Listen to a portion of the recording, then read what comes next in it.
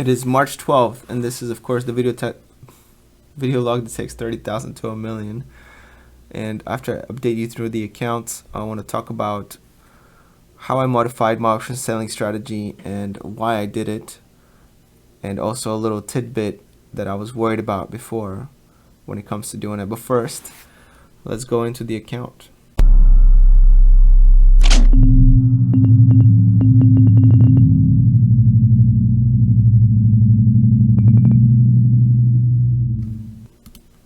I'm filming this during the day, so that's why the screen is white, unlike most of the other videos where the screen is black, because on the website and on the phone, Robinhood decides to change the color of the background, whether designating whether the markets are open or closed. I think it's kind of neat. I'm going to go through the positions on the right. It is an update, which is great. Starting with the options, here we have the ticker symbol, the strike price, whether it's a put or a call, the expiration date, number of contracts, and whether it's a sell or a buy. And with this information, you should be able to gather everything that's needed to figure out my exact positions. I'm going to go through it quickly. You can stop the video player on your browser at any moment or phone and figure out these positions.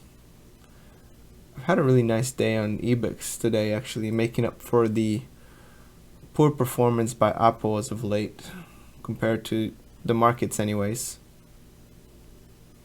Everything else is doing fairly well or even. My emerging market bonds are getting crushed a little bit. And that's it. If you're interested in the account tab, this is what it looks like at the moment. $157,000 market value, because I'm using $8,000 of margin right now. This is sorted by total return. Apple has been my best performer so far, and it should be. I mean, it's the largest part of the account, although it's not as big of a percent anymore relative to what it used to be, because it's been underperforming while the rest of the account is outperforming, which is cool because you don't want total correlation unless that lack of correlation is to your benefit, but that's a whole different discussion. Here it is sorted by equity. I'm still down on EBIX a little bit because I initiated this position very early on.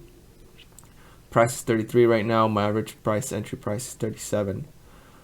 But I have option plays which have returned about $4,000 or $5,000 so far. So I'm actually in the positive overall on EBIX. I sold a lot of puts when it was down low, trying to really load up on the position, and now these puts have erased all that liability, and that counts towards the value of my account. So there it is, the account tab. This is the week performance here, 6.18. I'm not sure if I'm outperforming the market or not. I don't know if I should look. Okay, let's look. Definitely not on the 1 month chart, I don't think, relative to the S&P. In 3 months, so 3 months is 4.5, 1 month is minus almost 5, and 1 week is 6.7. So let's see the SPY, which is the exchange traded fund of the S&P 500. So I'm performing on the 1 week, definitely underperforming on the month, and a little bit underperforming on 3 months. So not horrible, but I would like it to, of course, be a lot better. This is the 1 year chart. So this is the low in March here. March 20th, $52,000. Now I'm sitting at 148,000, up 120%, and it's not even since the March lows. It'd be interesting to see what the percentage is over that period. If you're interested in the all-time chart, this is what it looks like. The reason why it's so flatlined here for the first few years is because I just had this account on the sideline. It just had a few $100 in it, and I didn't really take it seriously. I tried to start taking this account seriously on August 28th, which is the first video that I posted, I believe, 2018. So this has been the wild ride since then. Total amount of money entered is about $68,000. All right, that's for the transparency bit. Now I want to talk about the option strategy a little bit.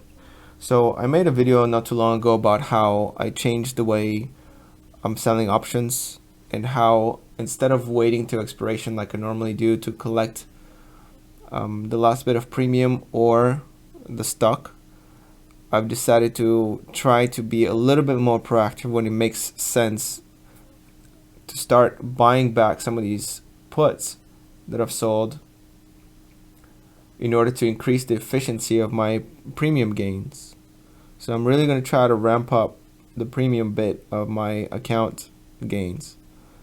And so what I'm starting to do is I'm trying to buy it back at $5 if the option is nearly worthless, instead of waiting for the last, whether it's a few days, 5 days, a week or more. In some cases I'm trying to now buy back that contract and free up the collateral so I can enter another option. So I get to collect premium a bit more aggressively in some cases, not all cases. And there is a judgment that I have to make in there to figure out when I should sell or not. I mean, when I should buy that contract back or not. So first thing that I discovered when I tried this strategy is that on the phone it doesn't actually let you set up GTC type executions on your trades. GTC stands for good till canceled, which is pretty self-explanatory. You enter the trade and it stays in there, it's pending until it fills, and it might stay there for weeks or months. In this case, I found out that you actually can do this on Robinhood, even though I couldn't do it on the phone. So I was like a little bit of panic. No, not panic. It's fine. But I found out that you can actually do it on the website. So I'll show you how real quick. Oh, by the way, I had a really nice bump up here in closing. So it's actually a decent day. Up 0.79%, not bad. Mostly thanks to EBIX, huh? It's crazy. All right, so back on topic. And let's just try energy transfer. So for example, I have a put here, and if I wanted to buy it, which I don't because it's only a penny, and I don't need to free up $650 worth of collateral. It doesn't do me that much good. I'd rather just collect the $4 extra there, or $5 when this contract actually expires on the 26th. If I needed the money though, if it's a large amount of collateral and it's not worth the money to keep it in this contract, then I'll try to pull it out. So that's how I make that judgment. But anyways, back on topic. So if I wanted to buy this contract back to close it, up here you want to make sure this is highlighted. Let me see if you can see it on the, okay, you can. And then you select your limit price. So I would do 0.05, okay, which will turn out to be $5. And I can just buy it back in, and you can see that the expiration there. It says good for the day, order will execute till it'll expire at market close, or you can say good till canceled, which gives you 90 days